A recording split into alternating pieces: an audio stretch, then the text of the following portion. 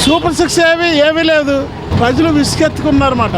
ఒక భోజనం పెడుతున్నాం అన్నప్పుడు భోజనము పెట్టిన తర్వాత భోజనం ఏర్పాటు చేయాలి. నేతి బీరకాయలు ఏ విధంగా ఉంటుందో కూటమి ప్రభుత్వం అలా ఉంటుంది. ఇప్పుడు చెప్పడానికి నేతి అంత విధానం ఉంటుందో ప్రజలకి అదే విధంగా పథకాలు లేకుండా ఆ విధంగా ప్రజలు ఇటువరకు ఏదైనా బ్రిటిష్ పాలన లేకుండా ఈ ప్రభుత్వం మట్టుకి చాలా భయంకరమైన పరిస్థితులు ప్రజలు అల్లాడుతున్నారు.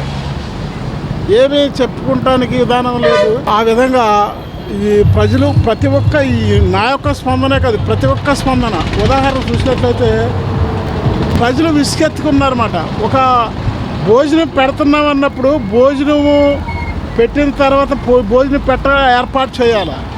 దాని లేకుండా ఏదో చేస్తున్నాం ఏదో చెప్పితే మాటలతో మభ్య పెట్టి తప్పనిసి ఏమీ లేదు. ఇక్కడ నిత్యం ప్రజలందరూ చూస్తున్నారు కదా. ఆ విధంగా ఒక విధానం చూసినట్టయితే ప్రజలు అంటే సంక్షేమ పథకాలు చూడాలని చూస్తే ఒక్క విధానం కాడ ప్రజలకి చేకూరడానికి ప్రతి ఒక్క హృదయంలో చెప్పుకోవడం ఏడుపులాగా కనిపిస్తుంది.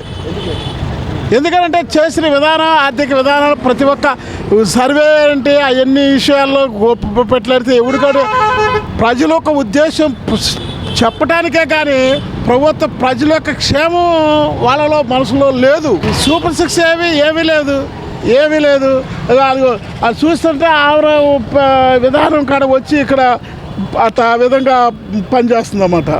ఆ విధంగా ఆ వయసులో కూడా విధానం బాగుందన్నమాట. అలాంటిది ఇదే ప్రజలు ఎన్నో భారతదేశంలో కాకుండా ఈ యొక్క మన ఆంధ్రప్రదేశ్లో రాష్ట్రం ఎప్పగొట్టి మనం నష్టపోయాము. ఈ విధంగా కూడా నష్టపోతున్నాం. పథకాలు అమలు చేయాలంటే రాష్ట్ర ప్రజలు చూస్తే ఖాళీగా ఉంది అని చెప్పేసి అంటున్నారు. మీరు మాటలకి చేతలకి తేడా ఉంటుంది. నేను ఎక్కుతాను చంద్రమండలి ఎక్కేసి దిగేస్తాను అంటాను. సాధ్యమా? వెళ్ళడానికి దానికి ఒక పథకాలు ఉండాలి, ప్రజల యొక్క శ్రేయస్సు కోరుకుని ఉండాలి. అదేవిధంగా ఉన్నవాడు విధానం చూసినట్టు లేని వాడు అసలు పరిస్థితి చాలా దారుణ స్థితిలో ఉంది. ప్రజలు చూసినట్టు నేనే కాదు ప్రతి ఒక్కరు ప్రతి ఇంటికి వెళ్ళి చూసినట్లయితే అనేక విధములు వచ్చి నీరు బిందిచ్చారు.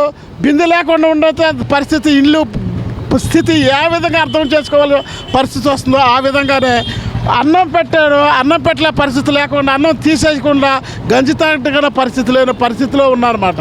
ఆ విధంగా చాలా దుర్మన్న పరిస్థితులు మాటలకే కానీ చేతలకు కానీ విధానంలో ఈ యొక్క నాయకులు నడుస్తున్నారని చెప్తున్నారు. ఏ నాయకుడైనా సరే నీతిని న్యాయం గురించి నడవాలని కోరుకుంటున్నాను. కానీ ప్రజలు మభ్యపెట్టి ప్రజల యొక్క విధానాలు చేకూర్చడం అనేది మంచి పద్ధతి కాదు.